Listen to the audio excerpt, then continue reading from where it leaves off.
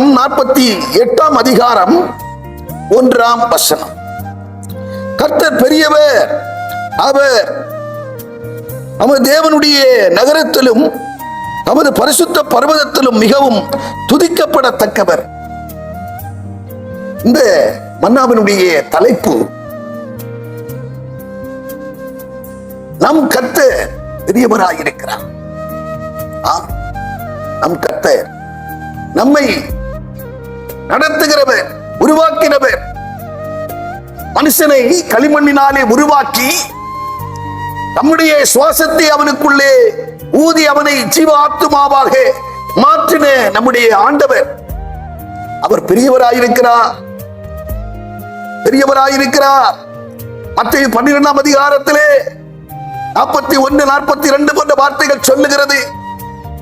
யோனாவினுடைய பிரசங்கத்தை கேட்டு அந்த நினிவே பட்டணம் முழுவதும் மனம் திரும்பினார்கள். யோனாவிலும் பெரியவர் இங்கே இருக்கிறார்.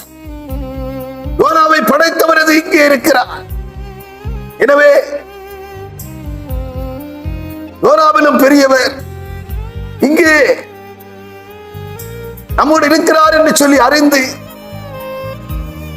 அவருடைய நடத்துதலுக்கு நீங்கள் ஒப்புக் கொடுங்க. சாலமோனை குறித்து வேதம் சொல்லுகிறது, சாலமோனுடைய ஞானத்தை கேட்க அநேகர் கடந்து வந்தார்கள் என்று சொல்லி பார்க்கிறோம். சாலமோனுடைய ஞானத்தை காட்டிலும் மிகுந்த ஞானமுடையவர், அவனுக்கே ஞானம் கொடுத்தவர் அவர்.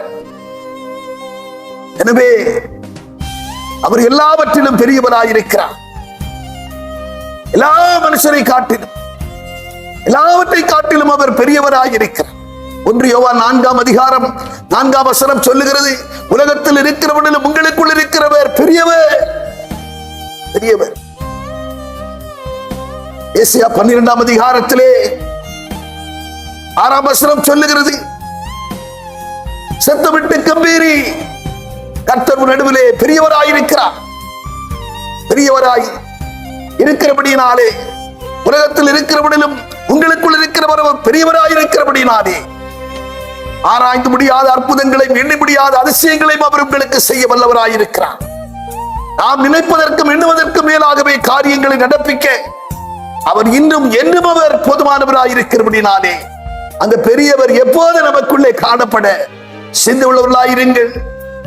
அவர் உங்களை விட்டு விலகாதபடிக்கு நீங்கள் மீட்கப்படும் நாளுக்கு என்று முத்திரையாய் பெற்றுக் கொண்ட பரிசுத்த ஆவியை துக்கப்படுத்தாதபடிக்கு நீங்கள் காத்துக் கொள்ளுங்கள்.